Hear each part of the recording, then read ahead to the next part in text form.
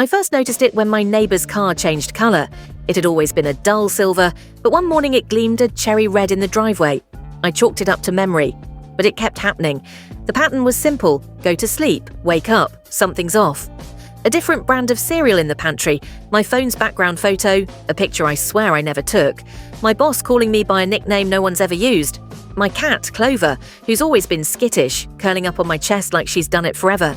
Every day the changes piled up, subtle but persistent, like someone tweaking variables in a simulation, testing reactions.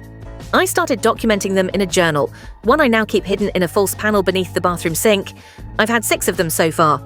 Each time I wake in a new version of the world, the journal follows, sometimes in my handwriting, sometimes not. The worlds were nearly identical, always almost mine, but never quite. It escalated last Tuesday. I looked in the mirror and saw a faint scar on my eyebrow. I touched it. It stung. I've never been in a fight, never had stitches. The scar was new. That night, I dreamt of hands pulling me under, like I was falling through layers of paint, each thinner and colder than the last. The next morning, my co-worker Sarah asked if I was still dating that girl with the green eyes. I've never dated anyone with green eyes. I told her that. She just laughed and said, "You always say that." I ran to the break room, pulled my sleeve up. A fresh tattoo curled over my bicep. A compass rose I didn't remember getting, its needle spinning slightly like it couldn't find north. Then came the worst shift. I woke up and the sky was wrong. A murky shade of green-blue, like algae on a dead lake. The clouds moved too fast and people were too still. They stared a second too long, blinked less. A woman on the subway said, "You're out of sync." I didn't respond. I got off 2 stops early and walked home. That night, I nailed my bedroom door shut. I didn't want to sleep. I took caffeine pills, drank, punched myself in the thigh every time I nodded off. But I must have slipped. I woke up to a cold apartment. The air felt off, too quiet. Even Clover was gone. I stumbled into the bathroom and froze. A note was taped to the mirror, just below my reflection, not in my handwriting. I leaned in to read it. "Stop coming here! We see you!" I stared at it for a long time. The ink was fresh, still smudged at the edges. And in the mirror, behind me, I thought I saw someone else. Someone standing just in the corner of the doorway, watching. I spun. Nothing. But on my neck, fingerprints. Like someone had tried to choke me. I ran. Out of the apartment, down 3 blocks before I stopped. Everything looked normal, too normal, like a set. Plastic smiles, frozen birds in the sky. They know. I don't sleep now, I can't. But I feel myself slipping anyway. Time folds wrong. I see repeats. Deja vu, that lasts too long. There are layers, I think, like glass panes stacked atop each other. And every night I press further through. And they're waiting behind the last one. If you find this journal, any version of it, don't sleep where I've slept. They're tracking the bleed. They see me now. They might start seeing you. I left the note taped to the mirror. I don't know why. Maybe I wanted proof. Maybe I thought if it disappeared on its own, I'd know for sure I wasn't imagining this. It didn't disappear. It changed. The next morning, or what I think was morning, the note was still there. But now it said, "You were warned." Same paper, same ink, new message. And the mirror? My reflection blinked slower than I did, lagged, for just a second. But I saw it. I know I saw it. I started testing things. I took a marker and drew an X on my wrist before bed. Woke up, no X. But I did have a stitched wound there, like someone had cut where the mark had been. I unwrapped it in the shower. Underneath, faint letters carved into the skin, greater than no marking. That was the first time I threw up from fear. I stopped going to work, stopped checking my phone.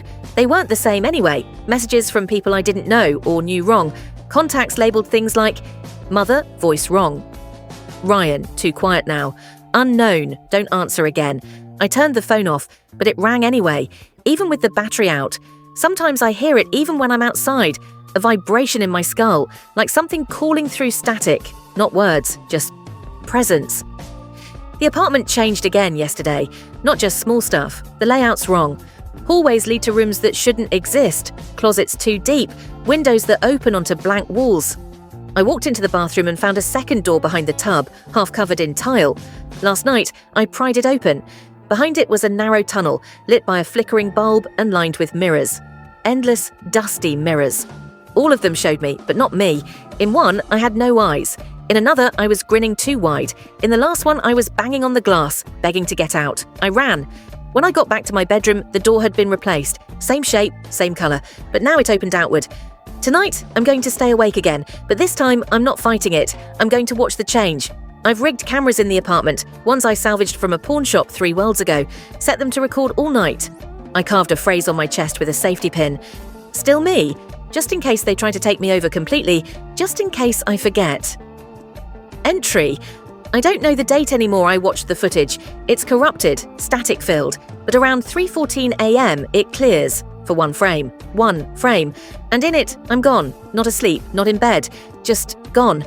But something else is there, rising from under the sheets, a shape, shadowy, vaguely me-shaped, but not quite right, long fingers, no mouth, and when it turns to look at the camera, it's holding a mirror. Now, every surface shows the wrong reflection, my mirror smiles when I don't, my shadow lingers half a step behind, and this morning, the note was gone. In its place, scrawled in what looked like blood across the bathroom wall, "You're already one of us, but I'm not. I know I'm not. Am I?" There's a sound I hear now, even when everything else is silent. A low hum, like wires under my skin, like something broadcasting from beneath the floorboards of reality. It gets louder the longer I stay awake. I think it's them, or me. I don't know how many versions I've passed through anymore. Maybe hundreds, maybe more. I've started naming them. Crude shorthand in the final journal I carry. Green sky. Everyone smiled too wide. Reverse house. Doorways flipped, left was right. Tattoo world. Had coordinates on my back, burned into the skin, cloverless. No animals at all, not even birds. The whisper. Could hear myself crying in my own voice behind walls. Some of them feel closer to the original, but every time I think I've made it home, something gives it away. A smell, a symbol, a scar that doesn't belong. Or worse, someone recognizes me, and they shouldn't. Last night, I opened the mirror. Yes, opened. I found a small latch under the sink mirror, pulled it. The glass cracked once down the middle, then slid sideways. Behind it, black. Not just shadow, something without depth, like a page that hasn't been printed yet. I stepped through, and I didn't fall. I folded. There's no other word for it. My skin folded. My thoughts bent sideways. It was like becoming a piece of origami made out of memory and regret. And on the other side, there was a room, white walls, fluorescent lights, and 12 people sitting around a table, looking at me. They weren't surprised. The one at the head of the table stood up. "You've gone too far," she said. Calm, like a mother scolding a child for drawing on the wall. "Where is this?" I asked. She gestured to the walls. "Control, for your kind." "My kind?" Another voice spoke. It came from behind my eyes. "He still thinks he's human." They looked at each other. Someone took notes. Someone else tapped their fingers in rhythmic patterns on the table, like code. The woman leaned forward. "You weren't supposed to breach containment. Your path was linear until you got curious. Curiosity ruins the fold." "What am I?" I asked. She didn't answer. Instead, she slid a folder across the table. My hands trembled as I opened it. Inside were photographs, hundreds of them. Me sleeping in hundreds of beds, some with scars, some with missing limbs, some not breathing, all labelled greater than observed entity, stability breach risk I ran, or thought I did.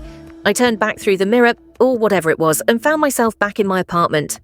Everything looked normal again. Normal fridge, normal couch, normal sky. But now the apartment has no mirrors, not a single one, not even reflections in glass. And when I try to draw my own face, I can't remember what it looks like. I'm forgetting. Or maybe I'm being rewritten. I checked the inside of my arm today. There was a tattoo I hadn't seen before, faint, like someone erased it badly.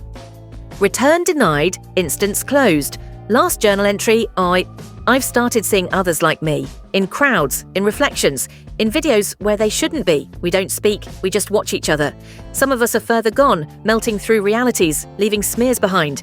Maybe I was the first, maybe I was the last, but we're bleeding in now, all of us. You think this story ends here? It doesn't. It never did. If you're reading this, check your mirrors. If your reflection doesn't blink when you do, run.